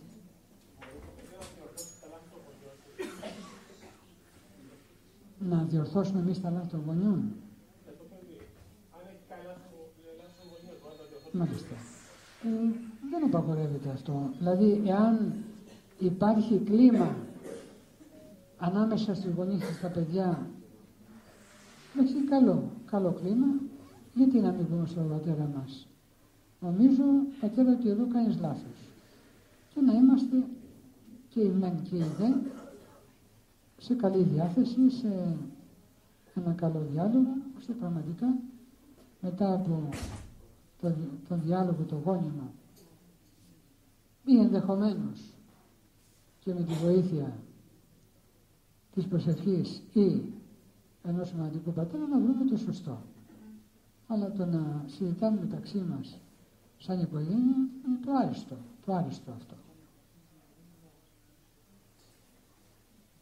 Και ήθελα να σας πω από την αρχή ότι μου πρότεινε ο πατήρ Αθανάσιος να κάνουμε αυτό το θέμα και το δέχτηκα να το κάνουμε ευχαρίστως, ακριβώς επειδή είχαμε αυτή τη βοήθεια του Παντός Πορφυρίου που είναι στις ημέρες μας τόσο σημαντική. Αλλιώς, αν δεν είχαμε αυτή τη βοήθεια, και έστω και εκ των υστέρων, σας καταθέτω ότι για ένα πολύ μεγάλο διάστημα όσα λέει ο γέροντας τα είχα περάσει έτσι κατά ανατροφή των παιδιών μου, και επομένως αυτό το συγκεκριμένο που λέει κάπου ο γέροντας, ο πόνος μαζί με την προσευχή θέλουν αποτέλεσμα, γιατί τα παιδιά δεν είναι κομπιουτεράκια που μπορείς να τα προγραμματίσεις όπως θέλεις εσύ, όπως θέλει ο καθένας μας, γιατί όσο περισσότερο πάμε να προγραμματίσουμε, τόσο περισσότερες αντιστάσεις συναντάμε. Και επομένως, ο πόνος με την προσευχή και με την εμπιστοσύνη μας στον Κύριο φέρνουν το αποτέλεσμα. Και αναγνώριση επίσης των λαθών επίσης φέρνουν αποτέλεσμα. Γι' αυτό στα παιδιά μας πρέπει να τους ζητούμε και συγγνώμη. Όταν είμαστε σίγουροι για κάποια λάθη που τα δυσκολεύουν, μπορούμε να ζητήσουμε και μία συγγνώμη. Βέβαια, όχι και πολλές συγγνώμες, διότι θα εκτελίζεται και η συγγνώμη, αλλά και κατά κάποιον τρόπο η αυθεντία του πατρικού ή του μητρικού προσώπου. Αλλά το συγγνώμη πρέπει να το ακούμε τα παιδιά και από εμάς. Γιατί όχι.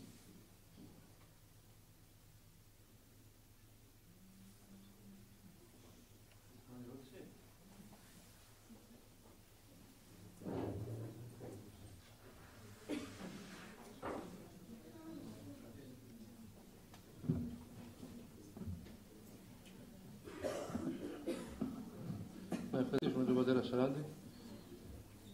Πολύ μας προβλημάτισε όλους μας.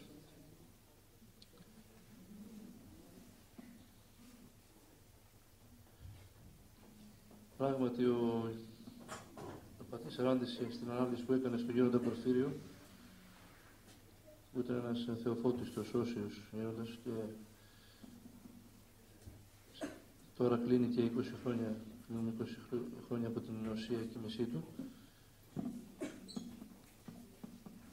με τη χάρη του Αγίου Πνεύματος είχε προσεγγίσει πάρα πολύ το θέμα ο όσιος γέροντας Πορφύριος, αλλά και με την εμπειρία του πατήρ Σαράντης μας βοήθησε και μας ανέλησε την διδασκαλία αυτή για την διαπαιδαγώγηση των τέκνων. Ας προσπαθήσουμε λοιπόν όλοι μας να κάνουμε αυτό που είπε ο πατήρ Σαράντης, να παρακαλέσουμε τον Θεό και να μας βοηθήσει η χάρη του Αγίου Πνεύματος, να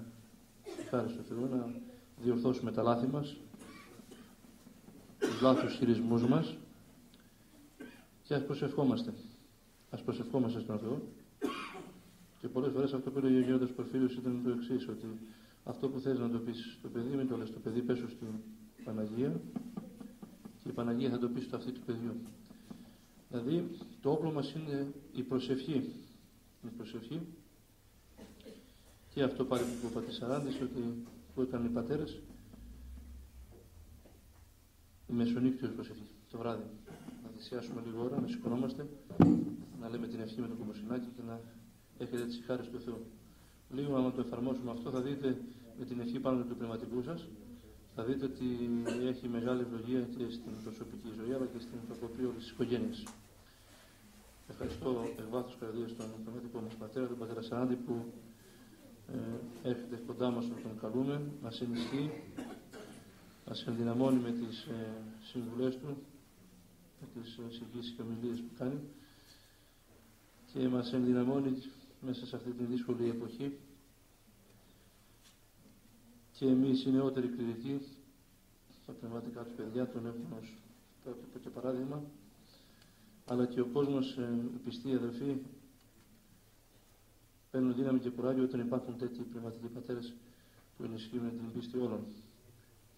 Ευχόμαστε ο Θεός να τον χαριτώνει, να τον αγιάζει, να τον στερεώνει, να τον καθοδηγεί στα βήματά του, να χαίρεται τα παιδάκια του, τα εγγονάκια του. Ευχαριστούμε τον πατέρα Κωνσταντίνο, τον πατέρα Παναγιώτη που είναι εδώ και όλους εσάς που ήρθετε σήμερα. Στην επόμενη σύναξη θα έχουμε, γιατί καταγράφουμε τις ομιλίες, σε την ποινή θα βγάλουμε και την ομιλία που ήταν ο πατήρ Μωυσής και ο πατήρ Σαράντης, οπότε θα τις προμηθευτείτε, τις έχετε σε ένα αρχείο που τις κρατάτε. Η επόμενη σύναξη λοιπόν θα είναι στις 11 Δεκεμβρίου, πάλι Κυριακή, 6 ώρα το απόγευμα, και ο ομιλητής θα είναι ο Σιολογιώτος Γέροντας ο πατήρ Νίκον από το Άγιον Όρος. Θα σας ενημερώσουμε για το θέμα, δεν έχουμε μιλήσει ακόμη ποιο θέμα θα αναπτύξει. Και σας ενημερώνω ότι στην επόμενη, στο Γενάρη πρώτο Θεός, επειδή είχα την ιδιαίτερη χαρά το περασμένο Σαββατοκύριακο να βρίσκομαι συνοδεύοντας το λείψανο του Αγίου Ιωάννου του Καλυβίτου στη Μητρόπολη Κήτρου, στην μονή του Αγίου Εφραίμ του Σύρου, όπου η γερόντισσα εκεί είναι πνευματικό παιδί του γέροντος Πορφυρίου και έκαναν μια ημερίδα για τον γέροντα. Εκεί είχαμε την ιδιαίτερη χαρά να ακούσουμε πολλές όμορφες εισηγήσεις και από τη γερόντισσα, από τον πατέρα Γεώργιο Σφαίκα, καθηγητή Πανεπιστήμιου στη Θεσσαλονίκη, και τον γνωστό εις όλους τον καθηγητή του Πανεπιστημίου Αθηνών της Φιλοσοφικής, τον κύριο Κωνσταλάκη, που είχε πνευματικό παιδί του Αγίου Πορφυρίου. Μίλησα με τον κύριο Κωνσταλάκη, ο οποίος είναι καταπληκτικός, πιστός άνθρωπος, ευλαβής, ταπεινός, και θα έρθει να μας μιλήσει για την παιδαγωγική του γέροντος Πορφυρίου. Θα σας ενημερώσουμε λοιπόν στην επόμενη, 11 Δεκεμβρίου, θα έχουμε κανονίσει και στην ημερομηνία. 11. Ναι. Δεν πειράζει. Μετά την Εκκλησία θα στείλει 5 ώρες πριν. Πού έχουμε γίνει τώρα? Να πάει το πρωί. Διευχών των Αγίων Πατέρων ημών, Κύριε Ιησούς Χριστέ ο Θεός, ελέησον και σώσον εμάς. Αμήν. Να είστε καλά.